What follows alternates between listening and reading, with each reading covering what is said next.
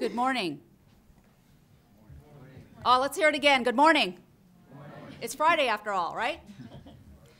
Welcome to the World of Business Professional panel. My name is Mary Rivnak. I'm an associate professor in the Department of Management, and I'm co-chair of our college's Dean's Diversity Council, which, along with the Office of Inclusion and Multicultural Engagement, is sponsoring this panel for you today. We're really pleased today because we have the opportunity to talk with Cleveland area professionals about what's happening in the workplace, especially as we're getting increasingly diverse and increasingly global. So today, let me introduce your moderator today is Roger Klee. He's a college lecturer here in the Montahusha College of Business in the Department of Finance. Roger. All right, thank you very much. Before I introduce the panel and have them introduce themselves, I'd just like to kind of say, what's the whole point of why we're here today? I mean, you're sitting here, you're sitting in the chairs. And the reason why I'm here, and I believe that the panelists are here, is that I was one day was in your shoes. And the path to get to kind of where you want is not necessarily just show up to classes and graduate and enter into this wonderful position that's just waiting for you there. So there's certain things that you're going to need to be able to do to put yourselves down these paths. So that's really kind of what we're here for, is try to help you to do that. So anyway, my name is Roger Klee. I do teach finance here. Many of you will, I'm sure, be taking me as your finance professor. I teach 351.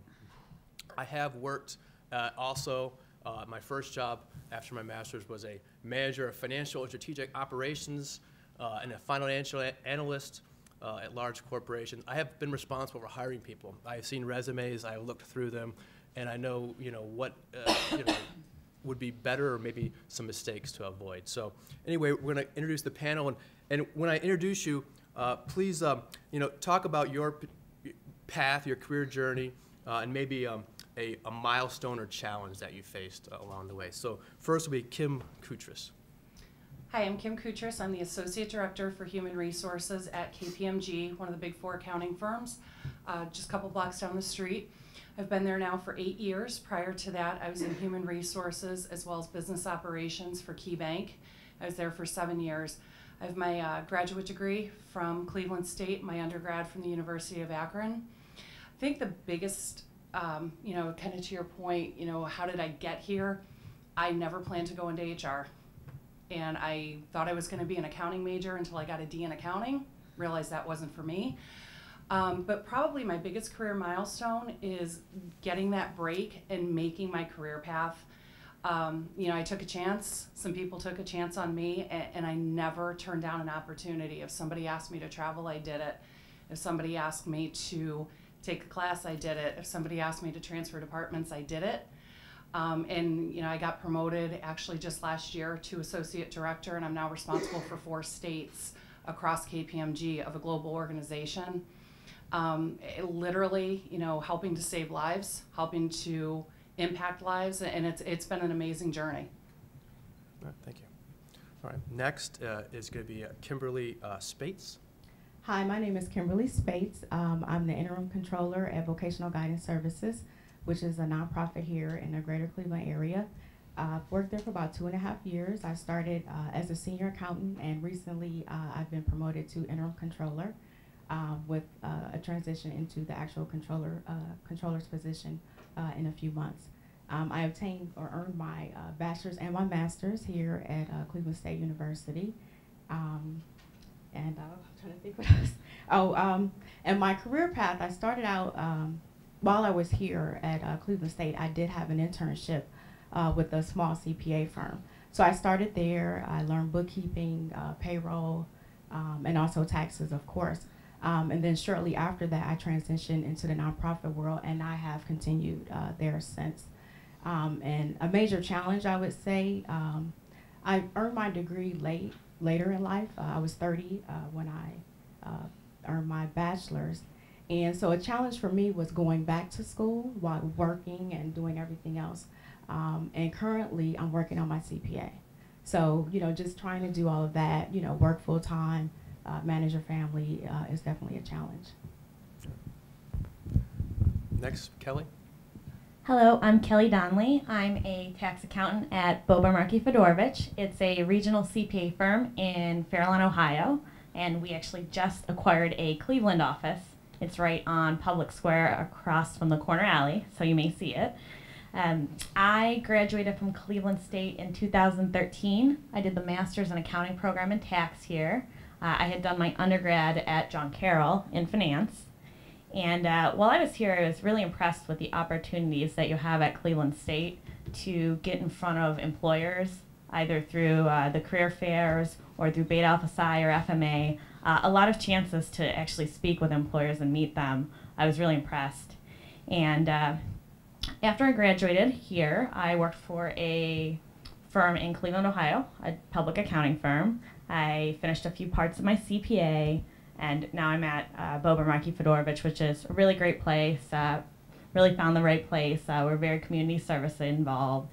And then we actually, to relate to the global issues, we have some very sophisticated clients, a lot of international things you have the opportunity to work on, out-of-state issues too, and clients right here in Cleveland, Ohio. So, and as far as the challenge I think I faced, and some of you may be familiar with this as well, I know when I went to high school, there wasn't really a guidance counselor or anyone saying, hey, apply here, go here. When I got to college, I worked full-time and put myself through undergrad, so there was no parent or teacher saying, hey, do this, this is how you go get the job. So I really had to ask questions and find out, how do I apply to this, what do I do, how do I be successful, and got a lot of great answers just by talking to people and finding out what they did. So, and Cleveland State was a great place to do that. Great. Mary. Hi, I'm Mary Ann Lawrence, and I'm recently retired. So you're saying, what is this old person doing trying to talk to you young people about what's going on in the workforce and my career path? Well, there's a couple of things. Number one, I had a 25-year career as senior vice president at Key, and I sold people, I sold stuff, sold ideas, sold companies, bought companies, but I also I really did hire a lot of people. And I did a lot of training sessions. I'm also very, very active with the Financial Accounting Standards Board, and I was involved with a project with them and worked with them. Financial Accounting Standard Board are the people who set all the rules for accounting. You're going to go, wait a minute, but this person's working on your CPA.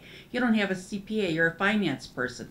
Well, they were looking for somebody who wasn't a technical accountant. They wanted somebody who worked with financial statements. I've probably seen in my life in risk review, which is kind of like the internal affairs department in the bank, because we reported directly to the board of directors on the risks the banks are taking. And presently, I'm teaching here at Cleveland State, and I'm actually teaching a section of 351, so you might see me too along the way. But I had an interesting career path. I started out very young. I went to school for a couple of years in Loyola, Chicago. I was a political science major. I was going to be a criminal attorney, criminal defense attorney. And then life happened. Parents ran out of money. I ran out of money. I had a brother. At that time, boys went to school before girls. Boys got funding before girls. He got funding. I came back home and started working full-time. Had a 17-year hiatus and decided I was working for a savings and loan in Cleveland, and decided the reason why I wasn't president or vice president is I didn't have the piece of paper that said I knew what I knew. So I came back to school. And I told my husband, in fact, it was really funny. I was sitting down one day and he said, hon, after dinner we have to talk. The man was a complete basket case. He thought we were going to get divorced or something, and here all I wanted to do was go back to school. He was extremely relieved that was all the problem was. And I did, and I went back. So I finished my undergrad. As soon as I finished my undergrad at Baldwin Wallace in their weekend college program, I went to, got my MBA from Case Western Reserve, finished my MBA, started my career at Key. At that time it was the old Ameritrust. And then from then on, I did all my doctoral work, everything except my dissertation here at Cleveland State. My brother, who just retired as head of regulatory accounting for AT&T, is a graduate of Cleveland State and did all his work and did it. And the reason he got his job at the old phone company, as we call it, was because he had an internship here at Cleveland State and did the co-op program at Cleveland State. So neither of us had a direct route. We didn't go a 4-year, go to school full-time route, but both of us ended up being extremely successful. Both of us grew up in Cleveland, about 20 blocks south of here. So, you know, no matter what you want to do, you can do it if you really want to do it. Excellent. All right. I know when I was in your situation, I know for me there was the one issue I had was this. I might have known what my major was. You know, I'm going to be a finance major. Great. I felt very comfortable in that.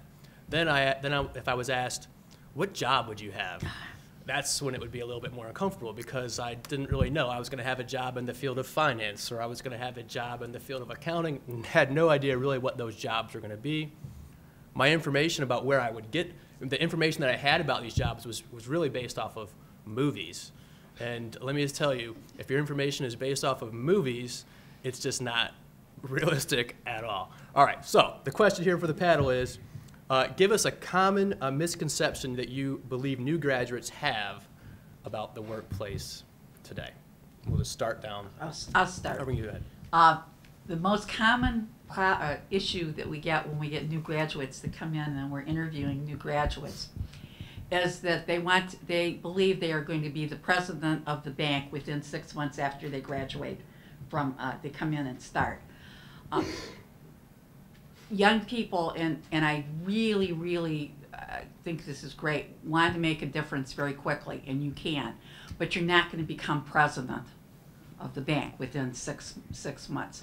That doesn't mean you don't have ambition, but you have to realize that it takes a while and that you're going to have to work, and you may have to change jobs to get the credit that you need, and that's not bad. So if you think you're going to be able to find a job and stay in that company forever, it's probably not going to happen. I think the most common misconception that I see when people enter the firms are the idea that they don't have any experience or enough knowledge, or they don't know everything.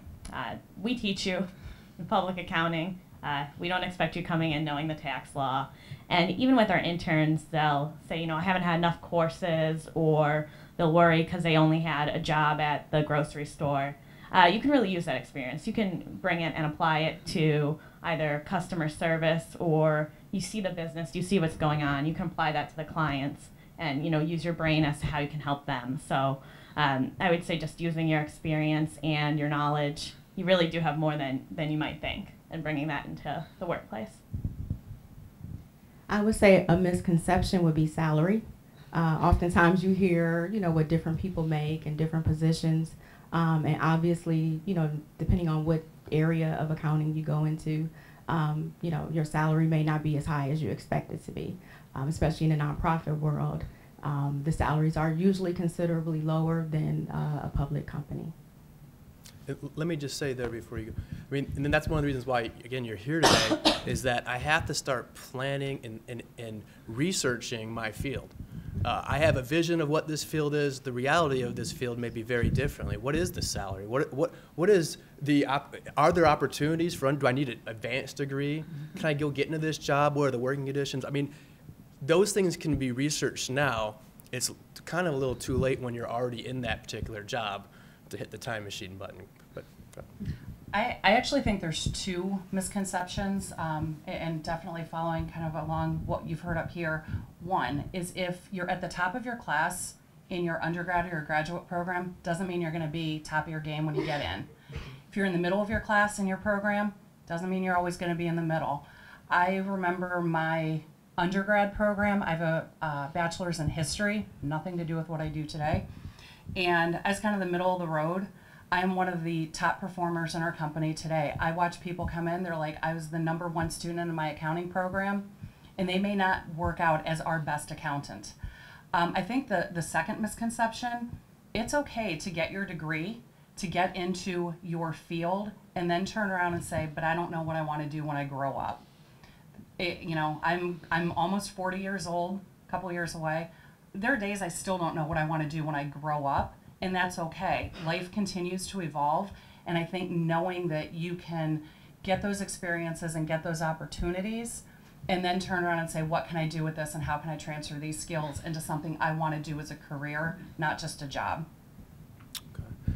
I think a misconception, maybe not with the workplace itself, but just with what school is in and of itself, is what you are here for, what you are here voluntarily for, is, and what you're paying for, is basically to be certified at some minimum level. I have knowledge in this particular subject. I mean, and that's what employers want, because you're very risky to them. They don't know who you are. You've had different jobs, but why should I hire you over someone else? So I'm learning some, I'm being certified at some base level of knowledge, but there's going to be a lot of extra things that, particularly in the business school, that I'm going to need to do and participate and take advantage of while I'm here. Things like working and making sure my resume is really good, and that can sound really intimidating, but here at Cleveland State, we have a center that would help you do that. That's what they're paid to do. Are you forced to go to this center? No, you're not forced to go to this center, but it's available for you to take advantage of that. So again, it's kind of the misconception is, I'm just going to go to school, I'm just going to show up to the classes, I'm just going to get the class, I'm going to have this piece of paper, when reality there's going to be lots of things that I need to be doing beyond that to put myself in a really good situation, because anybody can do just the paper route. So with that, I would like the panel to talk about why are pre-professional experiences such as internships and mentoring and volunteering, or even the student organizations or anything else you'd like to talk about, why are those so important for students to be taking advantage of? Okay. Number one, take advantage, get involved. Get involved in any student activity that looks like you can do something. Because you have to prove to your employer that you have leadership skills. Now, not everybody who belongs to the Financial Management Association or any other of the groups that are on campus are going to be elected officers. But you certainly can run the bake sale for Valentine's Day that raises $300. Now you say, well, what does that mean? It means that you have an organization, you have organizational skills, that you can lead people, convince people, and do stuff that's profitable. So, got to use those things, because those are things that you can put on the resume that shows that you have leadership skills. You think, oh, that's stupid. I'll tell you right now, when I'm reading through a whole bunch of resumes that come in for people, that was the first thing I would look for, is can they show me that they have had some kind of leadership experience, so that I'm willing to take the chance to invest in them. Because when you hire a new person, you're investing time and money, any employer is, and in training. So they want to make sure to get that odds down so that they have a good fit. And those are the kinds of things that and Cleveland State's really good. We also like internships, because internships show that you have tried to make a fit. And in fact, it's a two-way street. An employer can see if you fit, but you can see if you really fit in that area. Let me just say something right there. For instance, a student organization. Internships, you can kind of see where the value is. But student organizations, I know when I was younger, I would say, well, that kind of seems kind of dumb. I don't want to do that. That's a waste of my time. The reality, though, is it's not the determination of factor here is what do the employers value. It's not here am I should be valued no matter what I do, and everything should be. It's really you're trying to do things to get yourself in a better situation to get a really good job or a job. That's really the big difference out here. I mean, I would say everything's transferable. There's not a thing that you do, that you work on, an organization that you participate in, a job that you've had, you can't transfer the skills. In order for me to get hired into my first position at Key Bank, I had worked in a grocery store, started as a cashier when I was 16. When I was 19, I was promoted to be one of the frontline managers. And in that role, again, I mentioned I'm not the accountant here, but I learned a lot of just kind of the day-to-day operations of a business. I understood how to do all the bookkeeping, the back office procedures, etc. That was the job I hired into at Key. I did bookkeeping, I did reconciliations, and I did a lot of back office things. Everything's transferable. I found the first opportunity in HR at an entry level. They needed somebody with statistical analysis background. All of my opportunities, I was able to transfer those skills. From an HR perspective today, We have students come in and they say, well, I've never been able to have a job. All I did was work and go, or all I did was go to school. And then we start talking to them. To your point, did you participate in a student organization? One of my most memorable interviews is an individual who said, well, I studied and I was captain of the baseball team. Once I got him talking about the baseball team in college, it was amazing. All the things he didn't even realize he could do as a leader, as somebody who had to learn skills, had to teach those skills, had to learn that as he started as a freshman on that team, he was kind of that entry level, and when he was leaving, he was going out, really on top. He understood kind of what that cycle of business was, and as we talked, he could start to transfer those things in. So I think understanding everything you do has a transferable skill. Not only that, having an internship also allows you to see if that's what you really want to do. So so you're not only learning skills that you can take to another job, you're also getting a feel for, is this the right, area, the right field that I want to, go into. And as far as organizations, I wasn't involved in any, while I was in school, but, as now currently I am and have, decided, to go ahead and get involved. And oftentimes it takes people to push you. I went to one event, and I just happened to sit at the table with somebody who was the VP of operations, and it's for the National Black MBA Association. And she talked me into, being a part of the program committee. And from that, I was elected as VP of finance for the organization. So, you don't know, where things may take you when you're involved in different organizations. And it also gives you an opportunity to meet other people. And so that networking piece of it is there also, and people see you in those different situations and fields, and so you get a chance to get exposure. I agree with what everyone else said, and then I think there's really two things I could point to. One would be it really makes you stand out when we all talk about there's so many resumes. It stands out to HR, and then also I know when I meet a new person at our firm and they say, oh, I did this in college. I'm like, wow. I was like, you cared. You took all this extra time. It's really a good impression that just sticks with you when you meet others. And I can kind of personally attest to it. I was the vice president of Beta Alpha Psi when I was here at Cleveland State, and my interviews when I went through interviews for accounting were, oh, you were the vice president.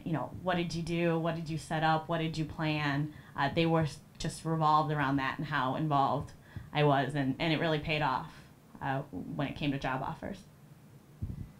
Well, I would like to talk about what Kimberly said in the sense of you don't know what you don't know, right? That's again when we're trying to tell you some of these things, you just simply don't know what you don't know, and you could get an internship where end up being hires you down the line. That can be great and you love it, or you're like, well, this is what I think I want to do, and then I go see it and I realize I don't want to do it. The ability to change paths while you're in school is invaluable, because if I wait until after I graduate, I'm stuck. I have pressure. I have bills. I have all kinds of things that make it very difficult to me. Not impossible, but just make it in a harder situation for me to deal with to do a change at that particular time. My first internship was at a financial advisor. I really wasn't quite sure what they did.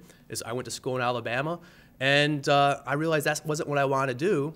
Was an internship worthwhile for me? Absolutely, because I had a contact there, a reference I could use as I applied for other things, and just advice that I got from that internship that was extremely valuable.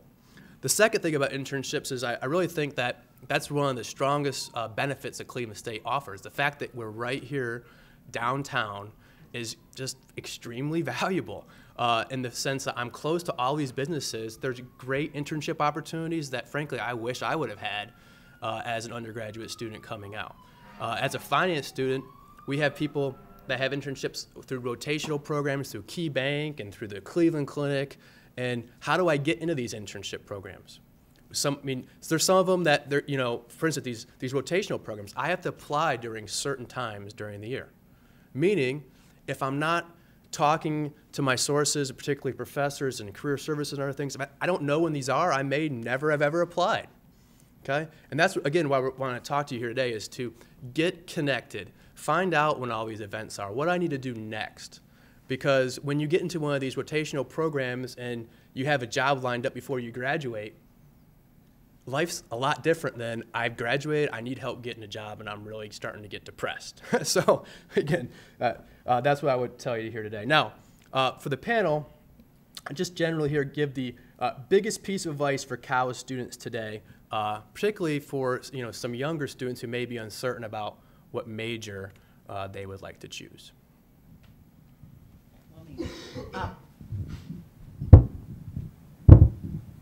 You're worried about your major. Let me tell you that I would love to say all of you should go be finance majors and promote the finance department. So Roger and I would both like to say that. However, in the world of business, it's very, very interesting because it's all interconnected. I know people who take finance, the required finance course, sometimes say, oh, I'm here and why am I here? All of it's interconnected. So you can kind of move around.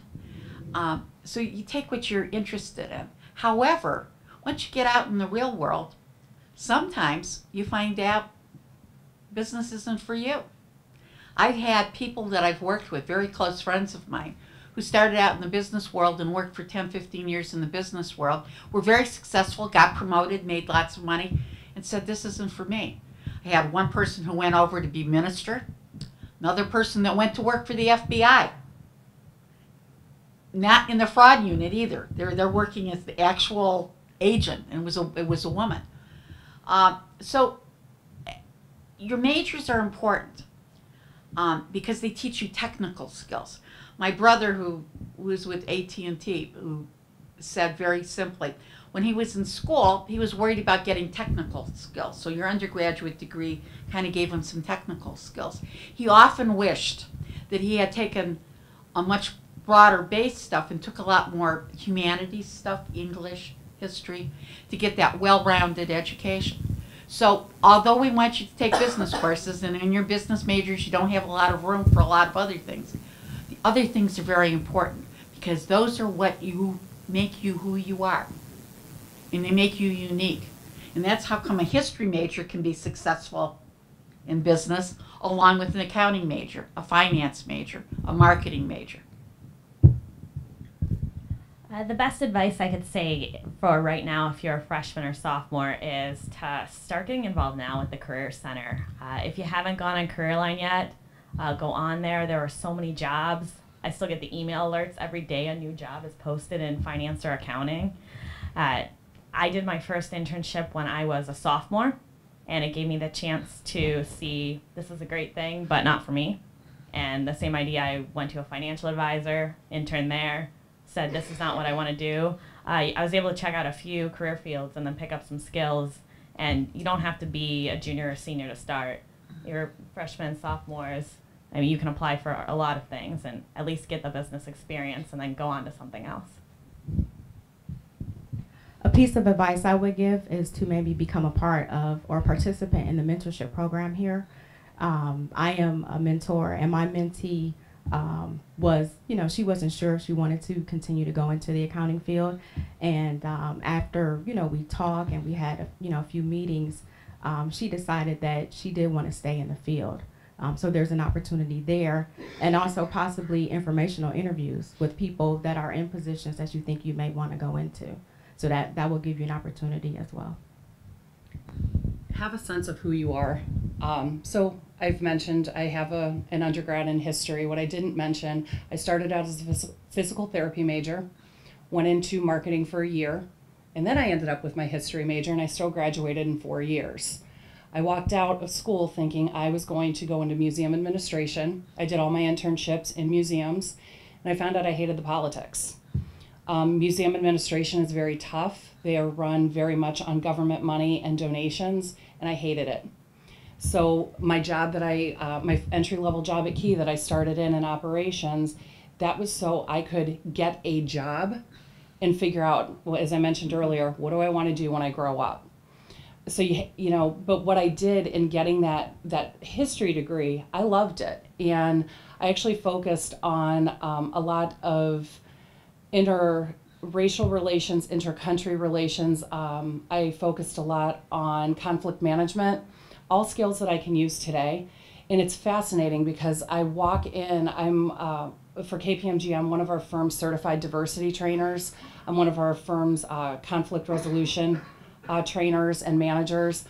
I'm a policy manager. I sit on our policy advisory board. These are all things I didn't necessarily learn on the job. I learned from all of my experiences and, quite honestly, my degree before that. You pay attention to what's going on around you, you will find your way. So don't panic today that I'm an accounting major, I'm a finance major, I'm a business major, an HR major, and I can't find a job in my field. If you follow what your heart wants, you will find your way. I think my biggest piece of advice would be to take advantage of the resources that are available to you. Again, internships, particularly your professors. Talk to your professors. You know, they have experience in the field. I have people who come and are looking for good students to be in internships. So I have opportunities that come to me. You know, talk to them and say, well, here's what I want to do. Is, you know, how do I get there? What classes should I take? Because there's lots of different paths through all these different majors that you have. I want to go here, you know, and you have a really, you know, it's a lot more likely that you're going to get to that particular. Could I make one Yeah. more comment, Roger? A lot of people wait to get their internships. They're looking for internships for the summer now. It's actually almost too late for an internship in the summer, because these things are all done usually by early fall. So I strongly suggest, if you're thinking about any of this stuff for next year, that you start talking to people. Go up to the finance department. Go up to the accounting department. Introduce yourself to a professor. And get contacts so that you can start doing it next fall. And that's the key. I mean, I can get you an internship anytime. I mean, some of the financial advisor internships, they'll take you at any time. It just, the reality of it is the quality of that internship in terms of the job that I have. You know, you kind of think about it as you're on a speeding car right now, you know? And I kind of got to do the things so that I'm ready to jump off where I want to go. Because eventually I can land somewhere. I want to put myself, you know, in the best possible situation, you know. So find out from your professors and other people those things. The other thing would be understand that you are interviewing for a job right now. All your grades, you're like, well, grades aren't important, classes aren't important, I'll just learn everything on the job, you know, that doesn't really matter. Well, in order to get into there, part of that interview process is going to be your grade point average. You know, it really is. It says, well, this person was asked to do work, and it's like, well, this wasn't required for this particular job. Basically, you were asked to do work, and you either did or didn't do it.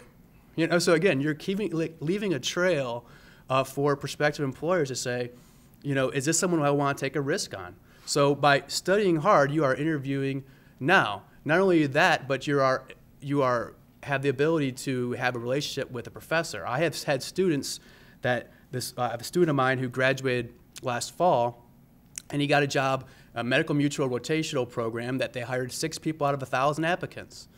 Okay, and obviously he got himself far enough through his GPA to you know, be part of the final selected periods, but they called me. I was one of the references, and they called me, and I was able to say, you know, I would hire this person. This person worked really hard in my class, and this is the kind of person that, you know, you should feel comfortable, and that person's hired today. So again, take advantage of those opportunities that are available for you. All right. Now, why should you do that? Well, one other thing is you should focus on, since you're not quite sure exactly what you're going to end up doing and you don't know exactly the skills that you need, I would not be scared of fixing your weaknesses. Okay? No one here is a finished product. No one here is expected to be a finished product, right? That's why we're trying to help you do that. We're trying to build you up. Now, I'm not good at math, or I'm not good at writing, or I'm not good at public speaking. You're going to have opportunities to do those as you go along, but there's also the Math Tutoring Center. There's also a writing center. Why would I say that? Because when I was working outside of Cleveland State, I was going to hire a secretary. We had a stack of resumes for this secretary, okay? And finally, we interviewed several people. This woman was going to be the pick. She had a great interview process. Everybody loved her, except for we did one last thing, and we just asked to have a writing sample done at the end, which she completely bombed. And part of her job as a secretary was going to be able to write, you know, at least not awfully. and couldn't meet that, and so she didn't get the job, and she probably didn't even realize exactly why she didn't get the job on that case. But again, once you're done, it's a lot, hard to fix that. Take advantage of all the resources here. I need to have these skills because other people have these skills. I'm in competition to get this job. So, the question for the panel is this: what is on companies' wish lists of talent or skills for new employees and future leaders? I'm going to start with this. Our biggest problem, and I've talked to managers and I still talk to managers, is learn how to write. And you're going to say, well, I'm a business person. I don't need to know how to write. Wrong. You will be writing more and more and more, whether you're an accountant or not. If you're a finance person, the biggest wish list we have is people who can write 2 sentences that make sense, that they're not run on, that they actually make sense and we can understand them, and that you're not writing for your texts to your buddies. You start doing things like my BFFs and LOLs on a report, just doesn't cut it. So you've got to be able to learn how to write. Right. And let me say, and understand that your writing skill is still developing. Okay. I mean, a lot of people that they have a problem with learning to write things is they think that I'm the greatest writer there ever was. Any criticism that I get on that is just totally unjustified. I know what I'm doing, and it should just be sufficient. There's lots of different ways to write. In fact, as you go through the business school, you're going to learn how to write as a business writing. It's a lot different than writing a novel, which I like to read lots of novels, but that's not what we're getting at in terms of business. So there's going to be a certain level of writing that I have to get to, and I can ignore it, but it doesn't make it go away. So, do you have any more, Marianne? Or? No, okay. that's... Yeah. Along with writing, it's your interpersonal communication skills in general. You absolutely, I agree, have to write. If you can't listen and if you can't talk to me, you're going to get blown away by your competition pretty quick. We have recruits come in, they're sitting back, they're lounging. I actually had one kid like 4 years ago put his feet up on my desk during the interview. He didn't get the offer. But it's, and then once you get your internship or once you get in as a full-time hire, if somebody tells you, hey, this isn't the way we do it, you're still learning. It's not up to you to be combative and say, well, that's how I was taught, or that's the way I think it should be done. Maybe you're right, but listen first and communicate and have an open discussion. The listening and the open communication back and forth are probably some of the most critical things that I see lacking today. And I'm not saying anybody in this room does it. We're getting back into a generation where there's a sense of entitlement. And I'm hearing this in every office I visit today. Partners are telling us, hey, our recruits, our new hires, they feel entitled to everything, and it's just not meshing well. You have to work hard just like everybody before you. It's not going to be given to you. So understanding how to communicate, understanding how to take that feedback and learn from it is such a critical interpersonal skill that everybody needs to have. Just to piggyback on interpersonal skills, also being able to communicate with people of all ages, because we're in a multi-generational workforce, and so that's very critical also. I've talked to young people who are hired and they're supervising people who are older than them. So it's being able to go in and, still be, do your job and be able to deal with people of different age groups, and not feel intimidated because you're younger, but, being confident and moving forward. I'll speak to public accounting specifically. It's time management and ownership of your work and your workload. So you'll have projects from different people, balancing them. That doesn't mean working faster, being the fastest necessarily, but just knowing what you have to do, when it needs to be done, and communicating to the different managers of if you have too much or if you have too little or what's going on. Really taking ownership of everything you have, and because it's not just going to be handed to you and your handheld. That's really impressive. And then to also mention what Kim said about feedback, I I still get that. You know, in accounting, everything you do is reviewed by, you know, a manager and then a partner before it goes out. And what I do is I keep a list every time I do a return of the feedback I have. And, you know, I have a pile. And I go through it, you know, when I'm doing the next return and make sure I don't make the same mistake twice. And that's really beneficial if you can do something like that. Right, and we're going to have questions in a second. I just wanted to say this. I mean, think about, you know, the difference between high school. Everything's very, very structured. Everything's being reminded to you all the time. You know, as college, the structure gets loosened in the sense here. The point is that it's because I have to be able to learn. I know when my tests are. I know when my assignments are due. I know when because I'm going to I'm going to be expected as I'm progressing to be able. That's what these employers want. They don't want to have an employee who has to be managed all the time, because then I have to hire another employee to kind of help this person do their job. So again, as we're learning, these are all important things, although they may not seem like you're learning all these important things at these particular seconds. All right, so we have about 10 minutes left, and we're just going to go around and see if you have any questions for us. And Kelly, would you take the microphone around to see? Just raise your hand if you have a question. You can ask anybody, including myself. You know, you can ask things very specific to your particular field, whatever question that you have. Don't be afraid. We won't bite.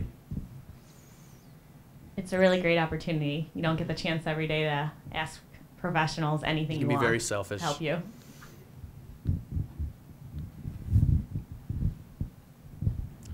I mean, and you know, even just talking in public is one of the things that you're going to be learning.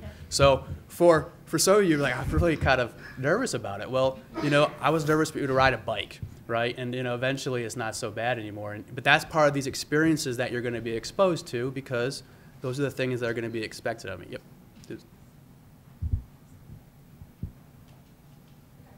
Yeah, question over here. Okay, no, I got one.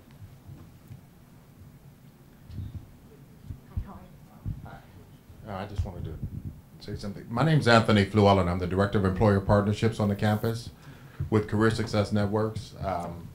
Everything they're saying up there is totally true. It's what I run into every day. My responsibility now, I'm a new hire, a totally new position, is to develop the relationships with employers and to help provide students or alumni to them. Please go on CareerLine, take a look. We do have internship opportunities. In just the last 4 months, we've had over 225 internship opportunities that you guys may qualify for or not. A lot of it doesn't have to do with major or anything like that. You can apply, but I do want to say your writing ability, your ability to do analysis and to do research, those are the 3 most critical things that I've been finding that employers are looking for. And the last part is just make sure you can fit into their culture, because they don't have to like you.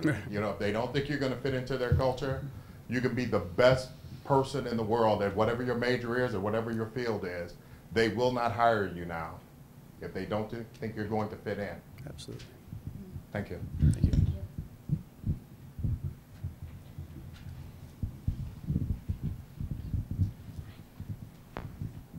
I have a question for the entire board. I'm just curious, is GPA necessary to put on a resume? Is it a big yes or no factor when looking through a stack of resumes? I think it definitely helps, and I think it also depends on the position. In a CPA firm, it is going to be one of the things that is first looked at. I have, you know, KPMG, we're audit tax advisory services. I have one practice. The very first thing they will look at is a GPA. I don't necessarily agree with that approach of it being the first thing, but the one hiring partner in one of my offices, that is the very first thing they look for, and his rationale behind it is he wants to see if you took something seriously and saw it through to completion, or did you just kind of treat it, you know, life as a party. I laughed when he and I talked about it, and I told him what my undergrad GPA was, and he was like, I never would have hired you. And that's the kind of argument we get into of GPA isn't the standalone factor, but I also see the other side that depending, you know, on the position you want, depending on the field you want to go into, it might be the critical factor. Yeah, absolutely. I mean, there's some jobs where GPA wouldn't be an issue, but there's some where it absolutely would. But think about exactly what it is. Again, you are a very unknown, uncertain commodity. You may like a gentleman said, be the best person that's around, and you're helping your you can do all that to a company. You're unknown. All right, so you're doing things that are trying to lower the uncertainty that if they hire you, you're going to do a job. So you were asked to do certain things, and you decided either I'm going to work hard and do it, or that's not important. I'll work hard over here.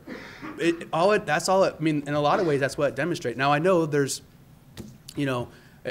everybody's not going to get a 4.0, but a 4.0 isn't required. But putting your best effort in, I mean, because again, you're paying for this opportunity. It's your investment, and you're the one who's going to be either get the rewards for that or not. I mean, I will tell you, the further on you go, your first 2 jobs, GPA is very important. After that, you don't have to worry about it. But that really is, because they have no way of screening. That's their first screen, their first cut. So a lot of companies, and I know many jobs at Key, when we started looking at people, we'd say the minimum GPA was 3.2, and in some places 3.0. But that was just because that was a cut. We got to get through all this, and we have to cut. So, but GPAs are important to a certain extent when you first start. Once you get that job, if you work really hard, then you don't have that. You can get away from worrying about right. The My GPA is not in my it's not resume anymore. at this point. But to get into those fields, yes, it is absolutely. Did you have a question? Or no? On Yeah? GPA, I'd also like to Okay, point great. something out for those who their GPA isn't where they want to be.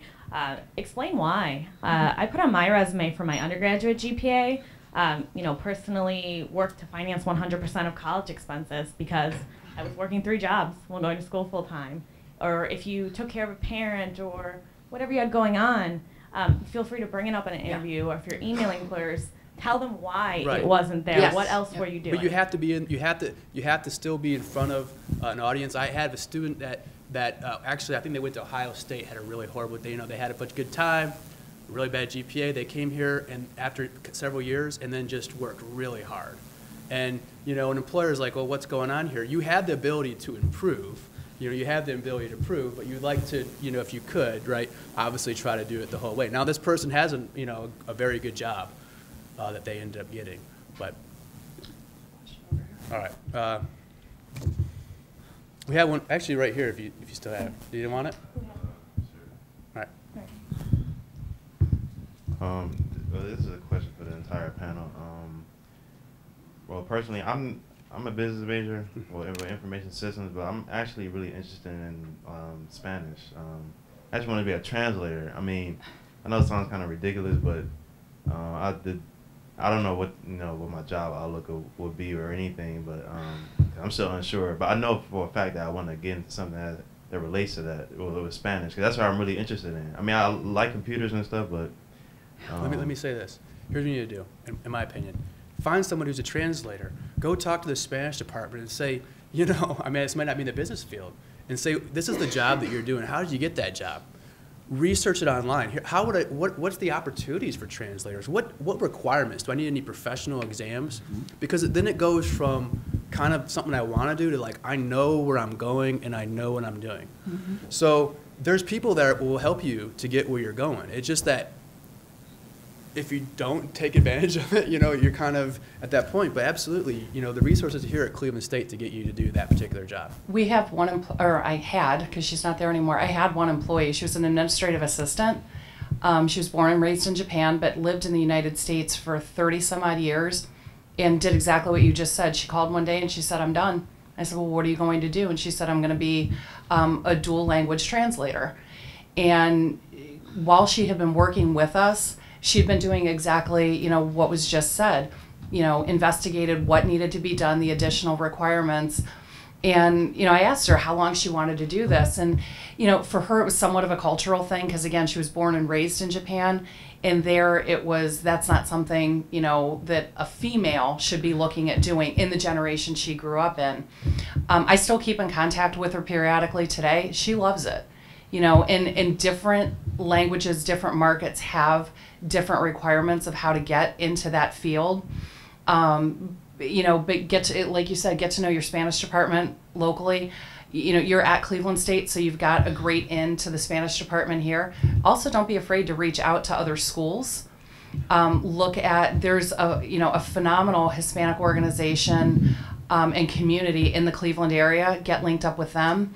I know over at Key Bank, one of the senior vice presidents leads with some of the Hispanic initiatives in the community. And I mean, people like that are amazing resources. And well, think about, I'm interested in the Spanish and becoming a translator, and, it may not just be class. I can learn how to talk and do different things. But again, I'm going to go be in a club even, and I'm exposed to people that I'm networking, right? Mm-hmm. They've heard of this job, they've heard this opportunity, they can get me there. And all that stuff really just, again, requires so much more than going to class, but it's there. Roger. Okay, last question. Sorry.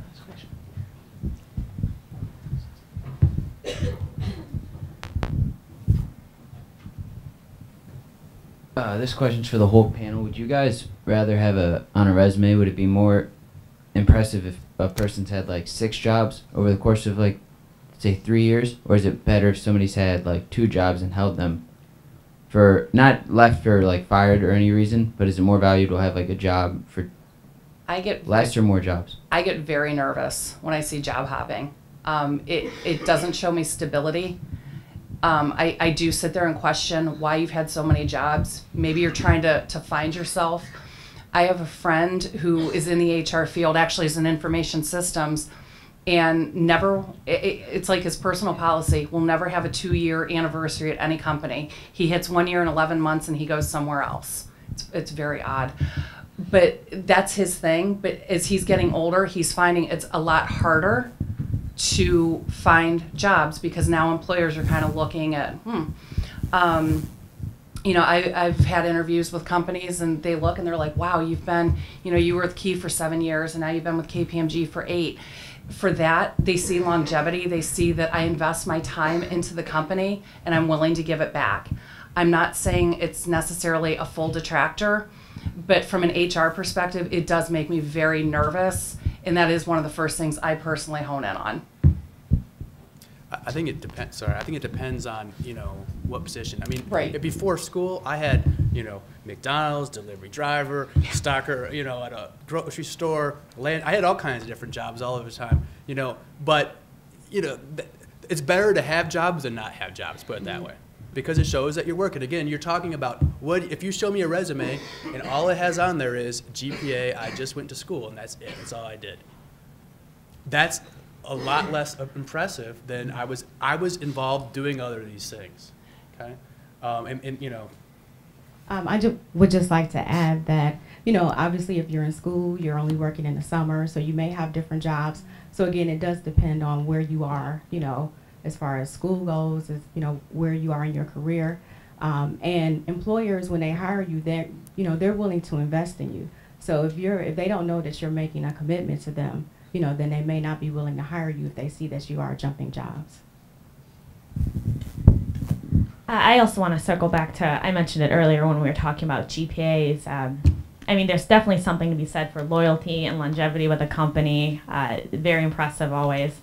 However, just have a reason. If you had multiple jobs, what were you doing? Were you one's at home and one's away at school? Was there a reason you were moving? What was going on? I think you can probably look at your resume and know what employers are going to question in general. Have an answer ready for everything on there that they might look at. And that's what's going to make the difference is, what was really happening and how can you explain it and prove you're going to be good for the job. All right. Well, that's it for today. Thank you all for coming. Thank you.